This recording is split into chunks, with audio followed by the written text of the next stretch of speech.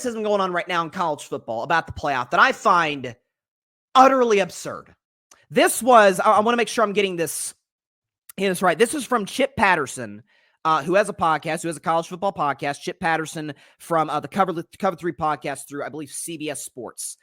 This is what his take was on the college football playoff. And I don't really know anything about Chip. I'm sure he does a fine enough job. This is not personal. This criticism to me is, and it's shared by a lot in the media, I think is ridiculous. This is Chip Patterson from the Cover 3 podcast on his biggest criticism of the playoff. Take a listen. College football playoff. All 5 conference champions are out of the college football playoff. Think about the decades upon decades of college football that there have been. Here's what I'm workshopping right now. This is going to produce a champion that would not be in line with the champions of college football's history for the most part in the AP poll era. I think we're going to crown whoever was the best in the playoff. I don't think we're crowning the best team of the season. This crowning, this fast pass that you were giving to these teams to be able to jump straight to the line doesn't actually prove to give us a champion, because what we're going to have is we're going to have a champion that in all the history of... That cut out at the end, I apologize. A champion, he said, that all in the history of college football will not have happened. Okay, that's what we like to call, how to put this, how the playoffs work.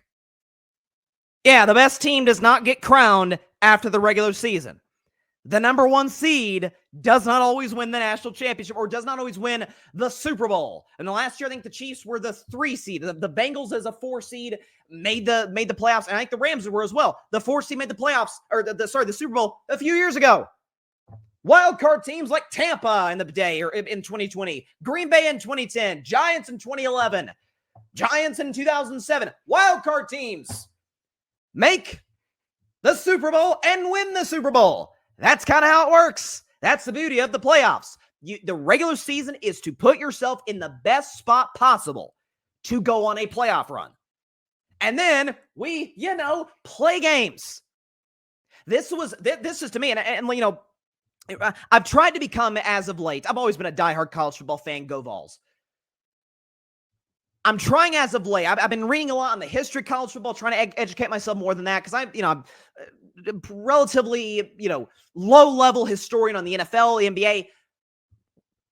The idea and the fact that this sport, up until 25, 27 years ago-ish, did not play a national championship, essentially, not like, because they had the BCS, then the 14 playoff, now 12 team. The idea that this has existed for like less than 3 decades, and it was highest ranked teams after the bowls win it, or in some cases, the media would vote on the national championship, which is essentially what they did prior to the 1998 season when my Tennessee Vols beat Florida State. Again, go Vols, but that's what they did. That's the beauty of this 12-team playoff. Now, the 12-team playoff had to come about for a few reasons. NIL, transfer portal, conference realignment. It had to, because right now in the SEC, Georgia, Texas, Alabama, Tennessee, Ole Miss, big-time brands, Florida, big-time brands in the SEC that historically have been very successful. Man, if you got 3 of them that are 10, 11-win teams, compare that to, now the SEC, by the way, very down this year. But compare that to like the ACC champion, SMU, Clemson, God bless both those teams, wouldn't stand a chance against the best in the SEC. You had to have a 12-team playoff. And it opens the opportunity for non-Power 4 teams to get in. We have it in college basketball. We have the beauty of pro sports is anybody can get in. If you're good enough, your record says you're good enough, you're in the playoffs, man. Good luck. And so I think it is such a tone-deaf claim. Chip Patterson is not the only one who's made this, folks. A lot of folks in college football media feel the way he does. I would go so far as to say it's the majority opinion that one of the top 4 seeds won't win the national championship. You got 5 seed Texas, 8 seed Ohio State, and I think it's 6 seed Penn State, and then 7 seed Notre Dame. This is what the heck is this? How we do playoffs in literally every other league. That's the best. The hottest team wins, not the best team. Oh, excuse me. So we should have then just given the Super Bowl to the Patriots in 2007 because they were the best team in the regular season. They were the best team. That's the beauty of football. Is it's not a 7-game series in basketball, hockey, and baseball. It's best team that particular Saturday or whatever day of the week wins. So I think, I've said this all the time, like the hottest team wins the World Series. Great. That to me, in the eyes of a fan base, in the eyes, just importantly, of the team, it's, man, just takes us one game and we can create some momentum and win a championship. The games are not played on paper. This is not, I love college football 25, best sports game that I've played since 2K16 in the NBA. Point is, love the game. That's not how games are decided. We do not do this on fantasy football or gambling or let's just compare the rosters. Let's look at the recruiting. This team has this many 5 stars. This team has that many 5 stars. We played the football games. That's the beauty of competition. That's why we love sports. And so for people to say, well, in history, this team would have won. Hey, it's a different sport now. The transfer portal, NIL, and conference realignment, all of which to varying degrees I'm in favor of, have changed college football, I think, for the better. The regular season this year was awesome. There was not one team. I loved Oregon, and they got smashed by Ohio State, but I loved Oregon. Even I could say there was not one moment this season where I was like, Oregon, and who was the number 2 team?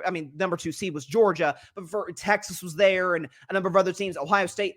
There was not one moment in this college football season where I was like, oh yeah, those two head and shoulders above the sport. As recently as 7-8 years ago, it was like, yeah, it's Bama, it's Clemson. And then it's Bama and Clemson. Ohio State's going to make a push, but it's probably Bama, Clemson. Georgia will have one year, but then it's probably Bama, Clemson. Or it's LSU, Clemson that one year in 2019. And it's like, and it's Bama and Ohio State in 2020. And there's a massive gap. I've always said this. Dynasties, you say you hate dynasties, maybe you do, the ratings say otherwise. Dynasties are amazing for pro sports. Baseball's been dying for one since the entire 21st century. I'm a Red Sox fan, always going to root for the Red Sox. It would not be bad for the sport if the Dodgers reel off 3 or 4. It wouldn't. Ratings would go up, interest would go up, you got a villain, it's great. Kansas City's great for the NFL like the Patriots were, like the Warriors and Bulls and Lakers in the last 25, 30 years have been great for the NBA. College sports is different. Because when you suck in college sports, you don't get the first overall pick. You just suck. Recruit better. Too bad. The rich teams get richer. We've leveled the playing field to a certain degree. Now the SEC isn't quite as good. Now a Big 12 champion. We thought, oh man, Big 12's really diminished. Texas, Oklahoma gone. Arizona State was like 2 plays away from beating Texas with a better roster because we play the games. Sometimes the most talented team doesn't always win. We don't do a 2K simulation and see who wins the NBA title. Like I think the criticism of this playoff, not to say it's without fault. I would reseed after each round. I would. The criticism of this playoff is tone deaf. It is stuck in the past of, hey, how about us? You know what it is? It's the media seeing that the power has been stripped from them where they decide the champion. Because now in the 12-team playoff, you don't get in. Sucks to be you. Too bad. Be better. There's 12 teams. You had an opportunity to get in, and you didn't get in. That's why I had no sympathy for Alabama. And by the way, Michigan validated that by beating Alabama. Too bad. Sorry. Feel the same way in the NFL and the NBA. If you don't get in, that's on you. That's how I feel about Cincinnati if they don't get in. But if you're in, or back in the day, there'll be a 5 or 6 team that's like, we can play with these teams. We could beat an Ohio State, an Alabama, Clemson, or somebody like that, Georgia. And it's like, I'm sorry.